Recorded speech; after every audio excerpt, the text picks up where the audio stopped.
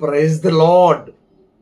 పరిశుద్ధాత్ముని ప్రవచనం, ఆధ్యాత్మిక కార్యక్రమాలను వీక్షిస్తున్న మీ అందరికీ సర్వశుభములు కలుగునుగాక. ఆమేన్. ప్రియమైన సహోదరి సహోదరులారా, దేవుని బిడ్డలారా, అనేక సార్లు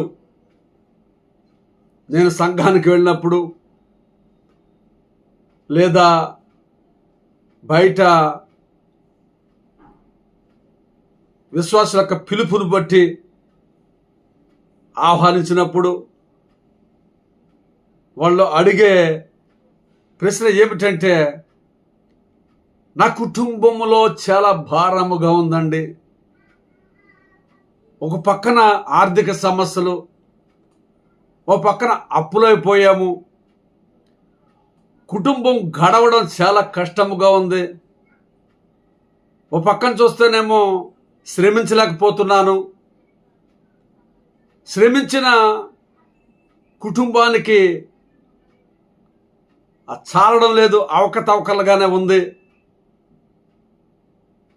నా జీవితం ఇంతే అనుకుంటా, నేను ఎంత కష్టపడినా ఈ భారం ఎలా తొలగిపోద్ది అని అనుకున్నా సరే ఆ భారం అలాగే ఉంటుంది. నాకు భారం ఎలా తొలగిపోద్ది, ఏం చేయమంటారయ్యా అని చెప్పి చాలామంది అడిగినప్పుడు నేను ఒకటే చెప్తున్నాను. వాళ్ళకి చెప్పేది ఏంటంటే, మీ భారము తొలగిపోవాలంటే యేసయ్య మీద నీ భారాన్ని వెయ్యాలి. నీ భారాన్ని తొలగించే ఏకైక దేవుడు యేసు ప్రభువారు. నీ ఏ భారమైనప్పటికి కూడా, నీ సమస్య ఏదైనప్పటికి కూడా నీ భారాన్ని తొలగించే ఏకైక దేవుడు యేసు ప్రభువారు అని నేను చాలా సందర్భాల్లో చెప్పడం ద్వారా విశ్వాసులు ఆలకించారు. పరిశుద్ధ గ్రంథాన్ని చదువుకుందాము. మత్తయి సువార్త 11వ అధ్యాయము 28 నుంచి 30 వచనం వరకు. ప్రయాసపడి భారము మోసుకొనుచున్న సమస్త జనులారా, నా యొద్దకు రండి, నేను మీకు విశ్రాంతి కలుగజేతును. నేను సాత్వికుడను దీన మనస్సు గలవాడును గనుక మీ మీద నా కాడి ఎత్తుకొని నా యొద్ద నేర్చుకొనిడి, అప్పుడు మీ ప్రాణములకు విశ్రాంతి దొరుకును. ఏలైనగా నా కాడి సులువుగాను నా భారము తేలికగాను ఉన్నవి. చూడండి ప్రియులారా, మత్తయి గారు రాసిన సువార్తలో మత్తయి గారు చెప్పిన మాటలు ఏంటంటే, దేవుడు ఆ దర్శనాల ద్వారా మరి ప్రేరేపించినటువంటి మాటలను బట్టి మనం గమనించినట్లయితే, ప్రయాసపడి భారం మోస్తున్న సమస్త జనులారా నా యొద్దకు రండి అంటాడు యేసు ప్రభువారు. మీ భారాన్ని నేను తొలగిస్తాను. మీ ఏ భారమైనప్పుడు కూడా, ఏ సమస్య అయినప్పుడు కూడా నా ద్వారానే పరిష్కారం కలుగుద్దని యేసు ప్రభువారు చాలా స్పష్టంగా తెలియజేస్తున్నారండి.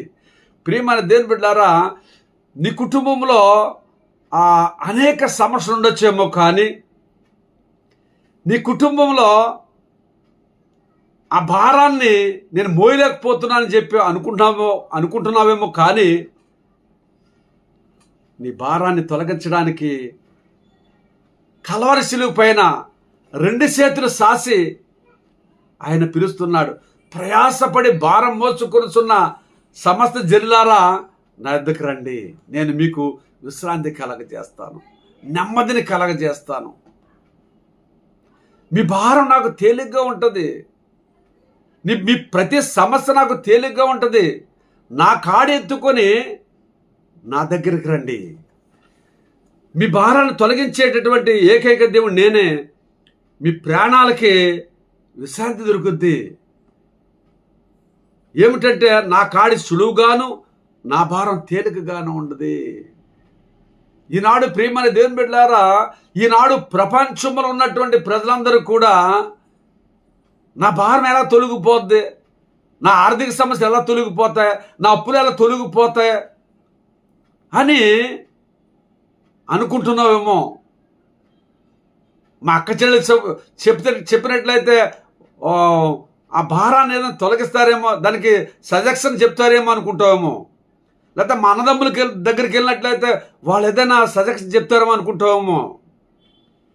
అలాగే మా బంధువుల దగ్గరికి వెళ్ళినట్లయితే సలహా ఇస్తారని చెప్పి అనుకుంటావేమో. నా పక్కింటి వాళ్ళతో చెప్తే వాళ్ళు ఏదైనా మంచి సలహా ఇస్తారేమో అనుకుంటావేమో. ఎవరేమి చెప్పినా నీకు సహాయము ఎవరు చేయరు. నీకు సహాయం చేసేటటువంటి ఏకైక దేవుడు యేసు ప్రభువారేనండి. అందుకనే ప్రియులారా, యేసు ప్రభువారు అన్న మాట మరొకసారి తెలియజేస్తున్నాను. ప్రయాసపడి భారం మోసుకుని సమస్త జనులారా నా యొద్దకు రండి, నేను మీకు విశ్రాంతి కలగజేస్తాను. ఆయన పదే పదే చెప్పే మాట ఏంటంటే, ప్రయాసపడుతున్నటువంటి వార్లారా, భారముతో ఉన్నటువంటి వార్లారా, కృంగిపోతున్నటువంటి వార్లారా, కన్నీరు కారుస్తున్నటువంటి వార్లారా, దుఃఖపడుతున్నటువంటి వార్లారా, నా దగ్గరికి రండి. ఆయన ప్రేమతో పిలుస్తున్నాడు. ఆయన ప్రేమ వెలకట్టలేదండి. ఆయన ప్రేమతో పిలుస్తున్నాడు. నా బిడ్డ, నా దగ్గరికి వస్తావా? నీకు నెమ్మది కలగజేస్తాను, నీ కన్నీరు తుడుస్తాను, నీ కన్నీరు ఆనంద బాష్పాలుగా మారుస్తాను. అనారోగ్య పరిస్థితి, నీకు ఆరోగ్యాన్ని ఇస్తాను. ఏ అనారోగ్యమైనప్పుడు కూడా ఈ లోకంలో ఒక్కొక్క వ్యాధికి ఒక్కొక్క డాక్టర్ ఉంటే అన్ని వ్యాధులకు ఒకే ఒక డాక్టర్ నేను. నా దగ్గరకు వస్తావా? నీ రోగాన్ని తొలగిస్తాను, నీ బాధ తొలగిస్తాను, నీ భారాన్ని తొలగిస్తాను అని యేసు ప్రభువారు స్పష్టంగా తెలియజేస్తున్నాడు. ప్రియమైన దేవుని బిడ్డలారా, నేను యేసు ప్రభు దగ్గరికి వెళ్ళినా కూడా భారం తొలగలేదని చెప్పి అనుకుంటావేమో. నువ్వు యేసు ప్రభు దగ్గరికి వెళ్ళి ఆయన సన్నిధికి వెళ్ళి మ్రోకరించి ప్రార్థించు. ఇచ్చేంత వరకు ప్రార్థించు, పొందుకున్నంత వరకు ప్రార్థించు. నీకు జవాబు రాలేదా? ఇంకా ఎక్కువగా ప్రార్థన చేయి. స్టవ్ మీద పాలు వేడి చేయడానికి పాలు పాత్రలో పోసి చిన్న మంట పెడుతూ ఉంటారు. నేను ఏదైనా పని చేసి వచ్చేటప్పటికి అది కాగుద్దులే అని చెప్పేసి, నువ్వు చిన్న మంట పెట్టి ఏదైనా పని చేసి వచ్చేటప్పటికి అది అలాగ ఉంటుంది, ఎక్కువగా వేడెక్కదు. నీవు ఎప్పుడైతే స్టవ్ ఎక్కువ మంట పెట్టి నువ్వు పాలు కాస్తావో వెంటనే కాగిపోతాయన్నమాట.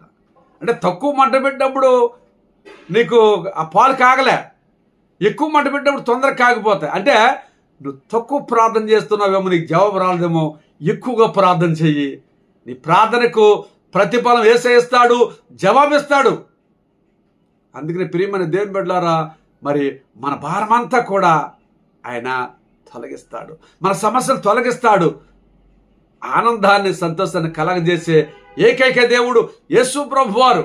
కాబట్టి ఆయన విశ్వాసం ఉంచి నమ్మకం ఉంచి ఆయన నా బాధను నా భారాన్ని తొలగించి నా భారానికి నా సమస్యకి పరిష్కారం యేసు ప్రభు ఇస్తాడని పట్టుదలతో ప్రార్థించు, విశ్వాసంతో ఉండు.